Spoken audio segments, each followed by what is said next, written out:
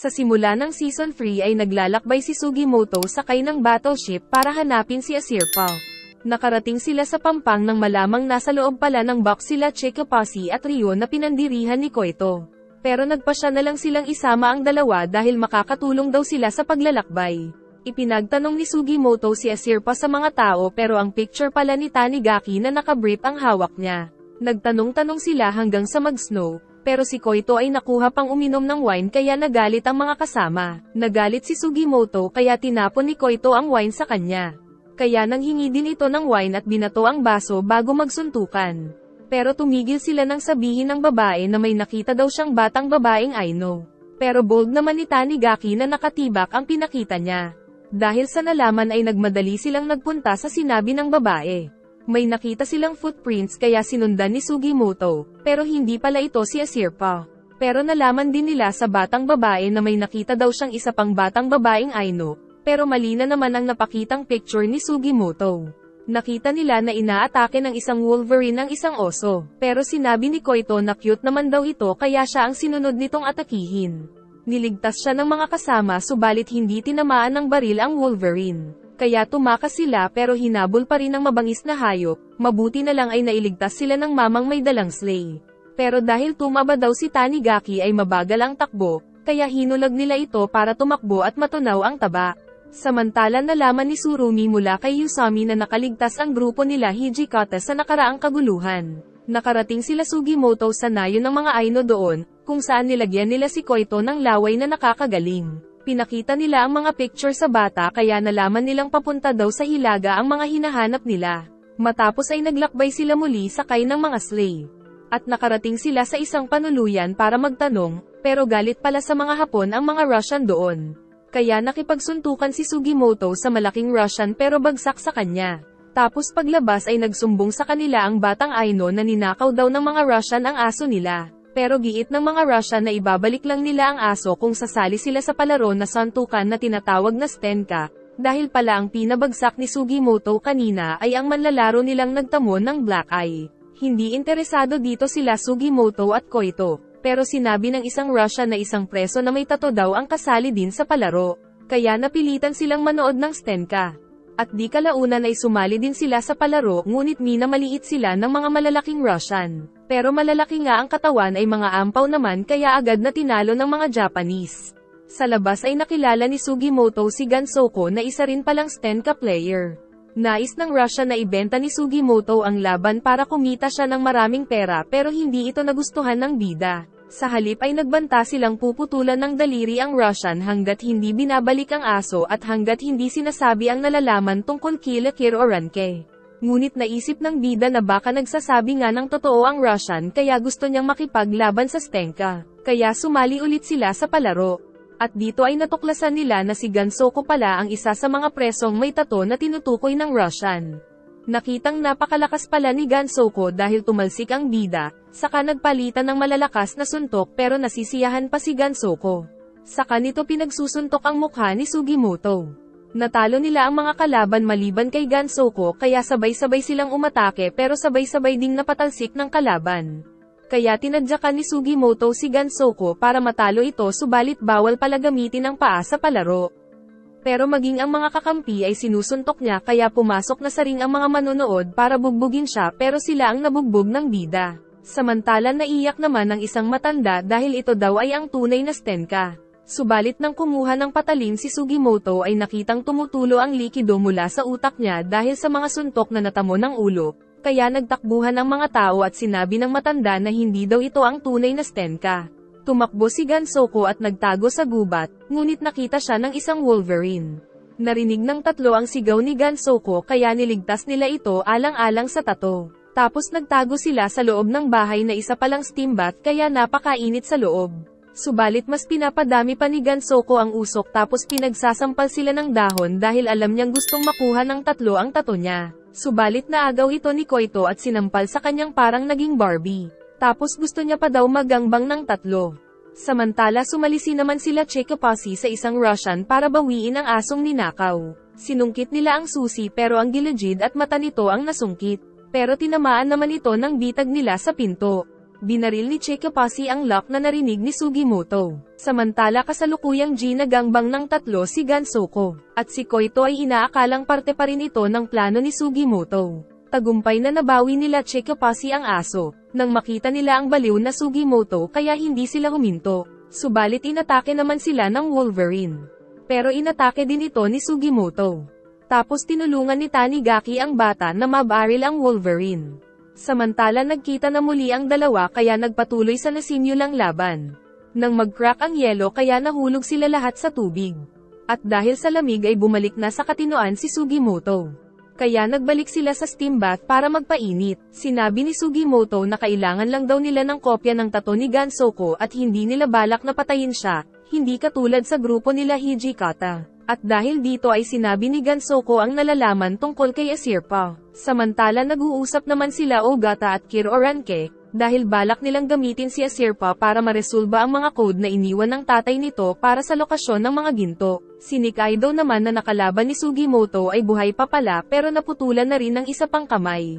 At dumating naman si Arisaka para bigyan ng regalo na prosthetic arm si Nikaido. Pero hindi daw ito ordinaryong prosthetic arm dahil may taguan daw ito ng chopstick, kaya natulog ulit si Nikaido. Samantala pinatakas na nila si Gansoko sa kasinabihan na mag-aral ng Russian na tila nakadepende ang buhay niya dito. Tapos sinabing pag nagwala ulit si Sugimoto ay papaslangin na siya nila sa Kishima. Kinabukasan ay hinahabol nila ang batang si Chokichi na nagnakaw ng bag ni Sugimoto.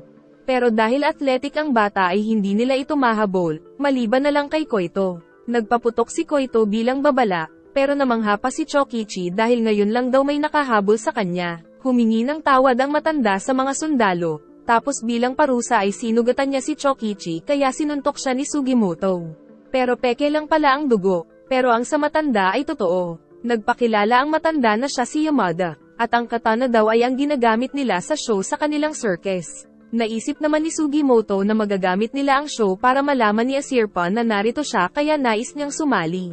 Pero papasalihin lang daw nila si Sugimoto kung sasali din ang mga kasama nito. Dito ay natuklasan nila ang talento ni Koito, samantalang ang mga kasama ay hirap na hirap. Kaya pinasayaw na lang nila ng pambabae sila sa Kishima at Tanigaki, kung saan may masungit na instructor na kunwaring galit pero gusto naman silang matikman. Magaling sa circus si Koito. Pero nainis si Sugimoto dahil kung mas magiging sikat sa kanya si Koito ay masisira ang plano. At naiiyak naman si Tanigaki dahil hindi din siya magaling sumayaw. Samantala tinuturuan ni Yamada si Sugimoto kung paano itanghal ang Harakiri show, kung saan nginig daw ang itlog ni Chikapasi dahil parang totoo ang dugo. At pati ang joga ng matanda ay hindi niya pinatawad sa tricks. Kinagigiliwan na ng mga chicks si Koito sa galing. Nainis si Sugimoto, pero giit ni Yamada na mas marami daw nanonood ng show na gagawin niya. Samantalang si Tanigaki ay napapagalitan lagi kaya kinomfort ng mga batang bulinggit. Nang magsimula ang circus ay labis na namangha ang mga tao sa talento ni Koito. Sumunod naman na sumayaw ang dalawang mama.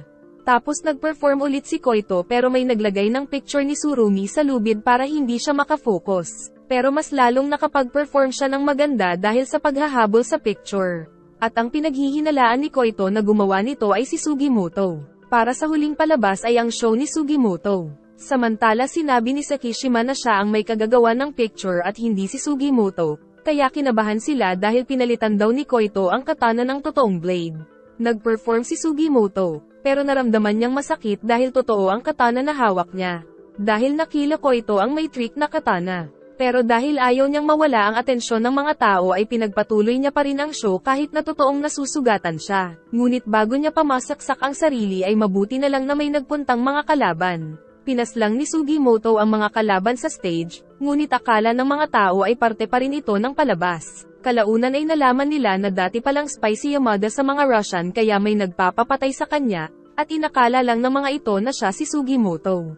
Kinabukasan ay nakita nila na nabalita sa dyaryo ang pagtatanghal, pero nagkamali ng type kaya Immoral Sugimoto ang nakalagay imbis na Immortal Sugimoto. Samantala nakita ni Asirpa na may bagong tubol sa lugar kaya may mahahunting silang hayop, pero kay Yashitake pala ito. Nakakita sila ng mga kabaong dahil sa tradisyon daw ito ng mga Aino sa lugar. Tapos nakarinig sila ng putok dahil may binaril palang hayop si Ogata, subalit nalaman nilang may may-ari pala ng hayop. Kaya sumama sila sa nayon at bilang kabayaran ay kailangan sumama ni Ogata sa pangangaso. Kaya sumama sila tapos biglang napasigaw si Yoshitake dahil napagtripan siya ng alagang reindeer. At dahil batikang sniper si Ogata ay naubos niya ang isang grupo ng mga reindeer, kaya naghapunan sila ng masarap. Kinabukasan ay dumaan sila sa border ng teritoryo ng Russia, dahilan para mabaril ang isa nilang kasama. At muntik na rin ang isa pero nailigtas ni Kiro Ranke, dahil sa malayo ay isang batikang Russian sniper pala ang nagbabantay. Sinubukan magtago ni Yoshitake sa mga reindeer pero pinapatay ito ng sniper. At nagulat naman sila nang tumayo si Kiro Ranke at kuhanin ang sugatang Aino sa lugar. Pero hindi siya pinatay ng sniper, sa halip ay ang Russian officer ang nabaril ni Ogata sa tiyan. Kaya tagumpay silang nakatakas at nakapagtago. Nakita nilang nadaplisan lang pala ang matanda. Saka umalis si Ogata para mag-abang sa kalabang sniper. Alam naman ng mga kalaban na sinadyang hindi pinaslang ni Ogata ang kasama nila para pabagalin lang ang kilos nila. Kaya sinabi ng sugatang Russian na hanapin na nila ang mga Japanese. Nagsimula sa paghahanap ang mga Russian ngunit sumabog ang dalawang sundalo dahil sa bitag na ginawa ni Kiro Ranke. Samantala nakita nila ang sugatang Russian soldier na pinakita ang wanted poster ni Kiro Ranke. Kaya ipinagtapat ni Kiro Ranke na noong kabataan niya daw ay pinaslang nila ang Emperor ng Russia, at nalaman na kasama niya pala doon si Wilk na tatay ni Asirpa.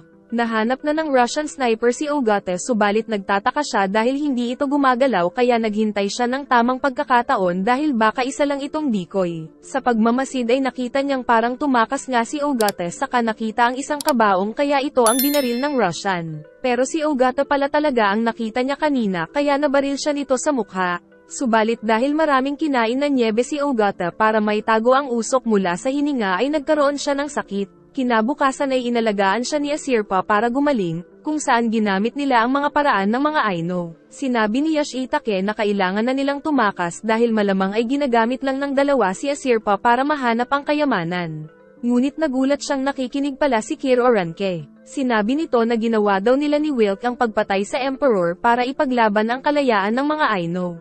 At ayaw din umuwi ni Asirpa dahil nais niyang malaman ang katotohanan tungkol sa tatay niya.